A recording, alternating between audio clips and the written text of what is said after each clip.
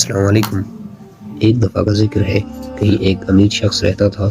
اس کا ایک اکلوتا بیٹا بڑے نازوں میں پلا ہوا تھا، یہاں تک کہ جوان ہو گیا۔ نہ کوئی ہنر، نہ ہی کسی کام کا تجربہ، اسے ایک ہی کام آتا تھا، اور وہ تھا باپ سے چھپا کر ماں کے دیے ہوئے پیسوں سے مستیاں اور عیاشیاں کرنا اور سڑکوں اور چوراہوں پر وقت گزارنا۔ ایک دن صبح کے وقت باپ نے اسے آواز دے کر اپنے پاس بلایا اور کہا کہ بیٹے، اب تم بڑے ہو گئے ہو اور خیر سے جوان بھی ہو، آج سے اپنی ذات پر بھروسہ کرنا سیکھو، اپنے پسینے کو بہا کر کمائی کرو اور اپنی زندگی جیو۔ بیٹے کو یہ بات ناگوار سی گزری۔ تقریباً احتجاجاً بھرے آواز سے اس نے باپ سے کہا، مجھے تو کوئی کام نہیں کرنا آتا۔ باپ نے کہا، کوئی بات نہیں بیٹا، اب سیکھ لو، تم آج ہی شہر روانہ ہو جاؤ، اور یاد رکھو جب تک میرے لیے ایک سونے کی اشرفی کما نہ لو، لوٹ کر واپس مت آنا، مرتا کیا نہ کرتا۔ بیٹا گھر سے جانے کے لیے دروازے کی طرف بڑھ ہی رہا تھا کہ اس کی ماں، جو چھپ کر سب گفتگو سن چکی تھی، بیٹے کے سامنے آ گئی، مٹھی میں چھپائی ہوئی اشرفی بیٹے کو دے کر بولی، چلے جاؤ، رات کو لوٹ کر یہ اشرفی باپ کو دے دینا اور کہنا میں شہر سے کما کر لایا ہوں۔ اور یہ نوجوان خوشی خوشی گھر سے روانہ ہو گیا۔ شام گئے، لوٹ کر بیٹے نے ویسے ہی کیا جیسے ماں نے کہا تھا۔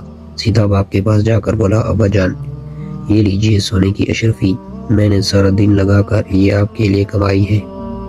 باپ نے اشرفی کو لے کر غور سے دیکھا، پھر غصے میں بیٹے سے کہا، برخودار، یہ وہ اشرفی نہیں جو میں نے مانگی تھی، تم کل سے دوبارہ کام پر جاؤ، جب تک ایک اشرفی کما نہ لینا، لوٹ کر واپس نہ آنا۔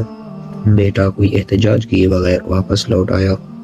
دوسرے دن گھر سے نکلتے ہوئے دروازے پر ماں کو موجود پایا۔ ماں نے اس کی مٹھی میں ایک اور اشرفی رکھتے ہوئے کہا، بیٹے اس بار جلد واپس نہ آنا، 2-3 دن لگا کر آنا۔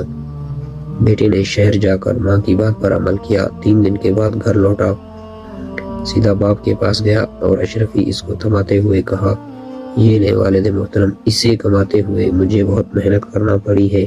باپ نے اشرفی کو غور سے دیکھا اور دوبارہ یہ کہتے ہوئے آگ میں پھینک دیا کہ بیٹے، یہ وہ اشرفی نہیں جو میں تم سے چاہتا ہوں، تم کل پھر سے کام کے لیے جاؤ اور اس وقت تک نہ لوٹنا جب تک اشرفی کما نہ لو۔ اس بار بھی بیٹا بغیر کچھ بولے واپس ہوا۔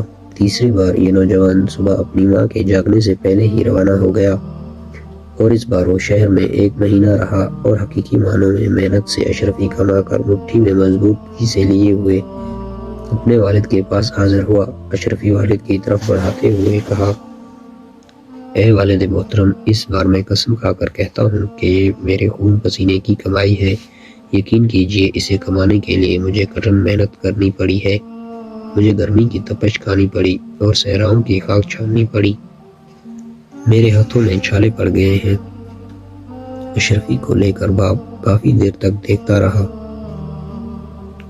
اس سے پہلے کہ اس کا باپ اشرفی کو آگ میں ڈالنے کے لیے ہاتھ بڑھاتا، نوجوان نے آگے جا کر باپ کا ہاتھ تھام لیا۔